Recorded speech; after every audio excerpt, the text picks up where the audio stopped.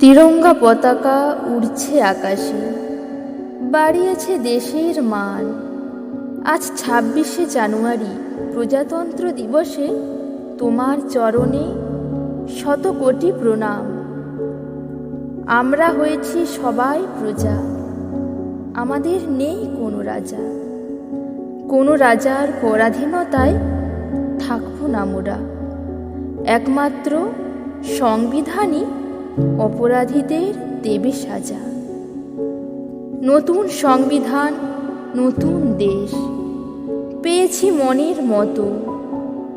যারা স্বাধীনতার জন্য বলিদান দিয়েছে, তাদের চরণে প্রণাম শত শত। হাতে হাত রেখে মোরা শপথ নিলাম, রাখব দেশের মান।